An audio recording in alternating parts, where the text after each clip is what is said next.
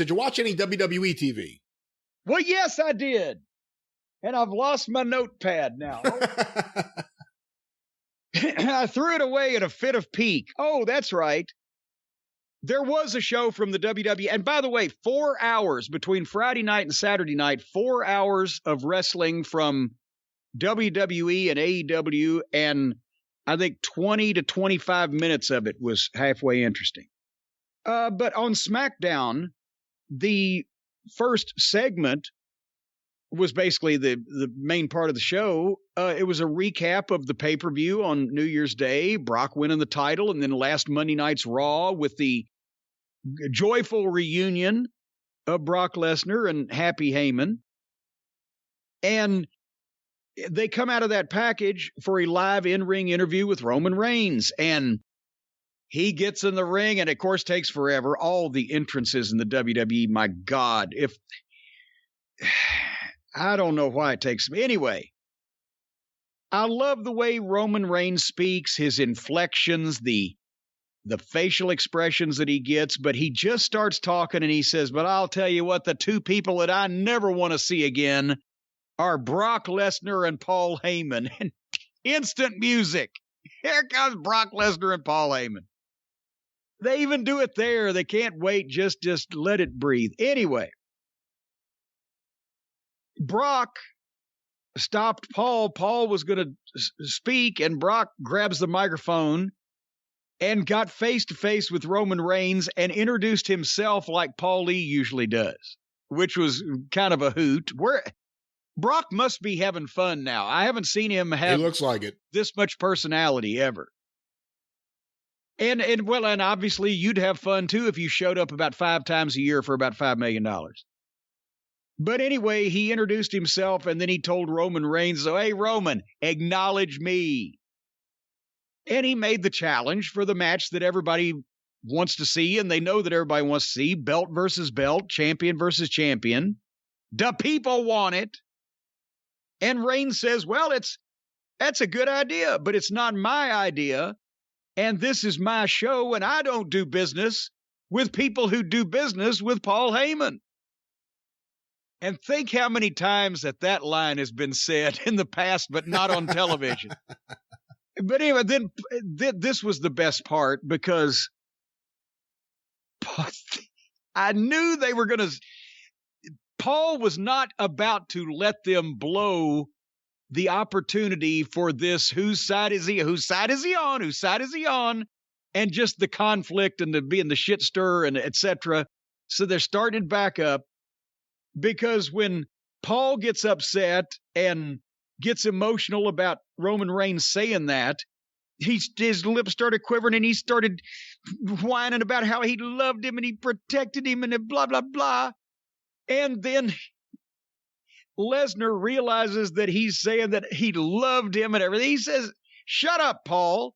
And then Reigns says, hey, don't talk to him that way. Brock bows up at Reigns, and then Paul asks Brock, don't talk to him like that. And as he distracts Brock to tell him don't talk to Roman Reigns like that, Reigns hits him with a Superman punch and leaves. But at the same time, Brock is not stretched out. Brock is sitting up, rubbing his jaw and kind of getting a smirk out of, well, I turned my head on him. So we still have a mystery in terms of Paul is just such a weasel. It's not necessarily now the mystery of whose side is he on, but the mystery is probably still who will he stab in the back, because that's what Paul does. But at least they're still bickering over Paul and either his affections or their relationship with him. But that was, we'll talk in a second about the rest of the stuff that was on this program, but that was it. If you saw that 15 minutes, that's all you needed to see. That's where we're at. We'll get 15 minutes of good wrestling, even though they're not wrestling. They're talking, but it's pro wrestling from SmackDown whenever Heyman, Reigns, and Lesnar are involved. And on the other channel, we'll get, professionalism when Punk and Danielson, a couple other people are involved, and it's going to be a great match. And otherwise, it's cat shit. And most of this stuff is not on the rest of SmackDown, and the WWE is not. It's not necessarily hilariously, awfully amateurish, but it's just not worth even fucking watching. Well, there's a reason why so many people love wrestling talk now. It's because they don't like to watch wrestling. And they miss just talking about wrestling and caring about wrestling. It's hard. It's hard to get through these shows. AEW has done it a couple times where they've given us a 2-hour show. We can get through the whole show. And it's like, wow, this is a good show by and large. WWE, I can't even remember the last time. No, because, well, and I can't believe this is on Fox. This is network. People can pick this up with an antenna. And if you didn't have anything else to add about the Reigns and et cetera confrontation, I just want to tell you what else that anybody might have missed if they didn't watch the rest of the program. Okay. Sami Zayn and Johnny Knoxville were talking to each other about Johnny Knoxville being in the Royal Rumble. And then Sami Zayn had a match with old Booger after he played his guitar. And then Charlotte came out and was going to do an in-ring promo. And I'm watching this, right? Because I'm like, what a heel, what a bitch. She just got such a condescending attitude. And they had her introduce the video of all of they're going to have a women's Royal Rumble at the Royal Rumble. 30 women. Probably take about 45 minutes. But they showed a video of all the entrants, and I don't know where everybody made a big deal out of, and they should, out of Mickie James being involved in it, because all these women that are going to be in it were revealed in this video. They named them one after another. Some of them, I don't even know who the fuck they are, right? Obviously, most of them I recognize the names. Some of them we've actually watched. But one of the last ones, or the last one, was Lita. And nobody said anything about Lita coming back, one of the hottest female attractions the last 20 years.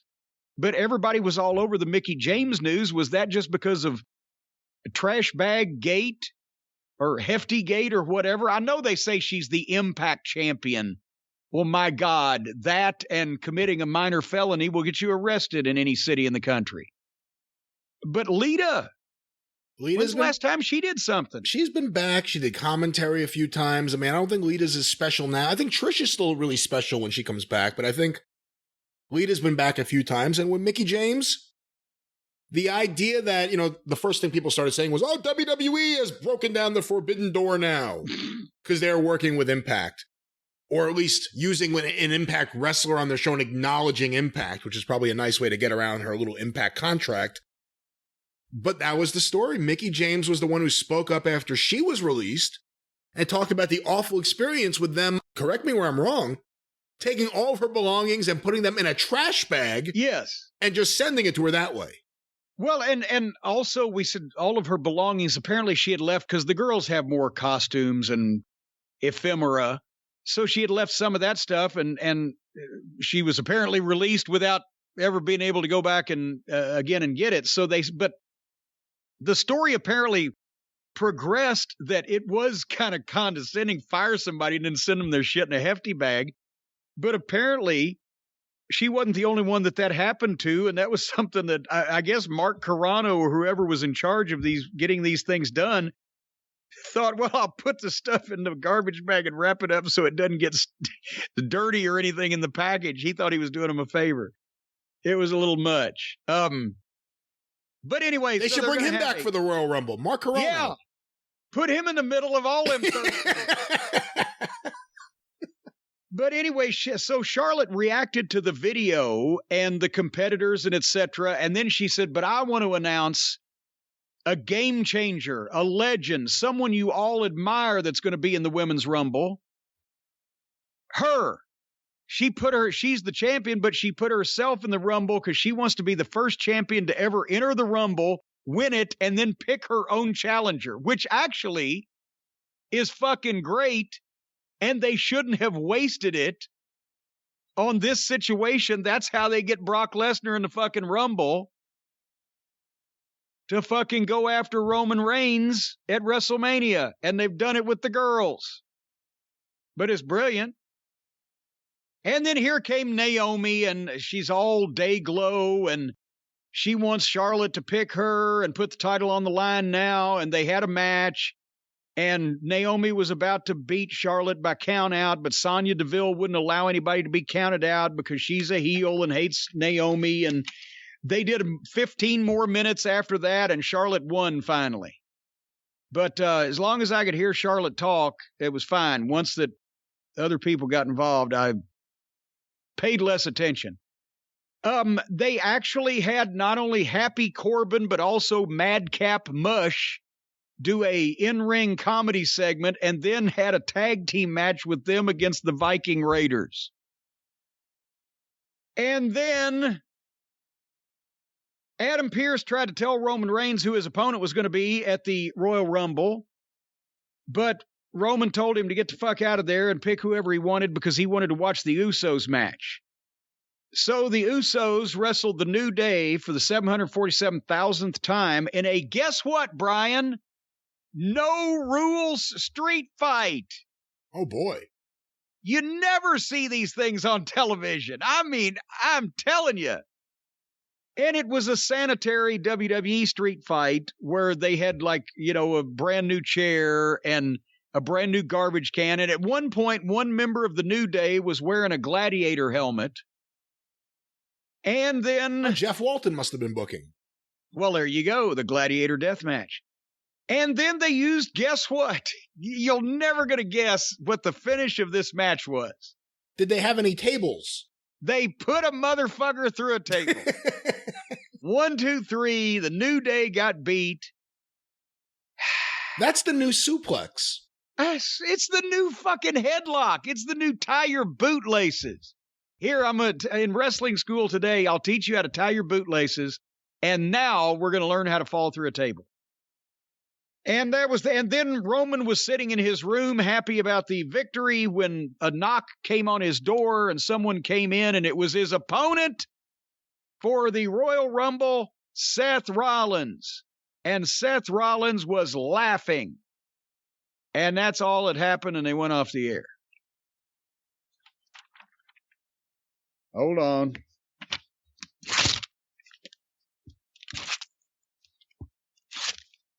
I'm not going to eat it. I'm afraid I poisoned myself with that ink that one time that I ate them. Well, you know, to be honest, the time you ate it, you were really fired up. Why would you eat it now? Yeah, I'm not even hungry. You barely ripped it. That was the weakest sounding ripping I heard. It sounded sad. It was sad ripping. It was a condescending rip. It was like, meh. That's right. A condescending rip. Well, that's what happened in wrestling over the weekend, folks.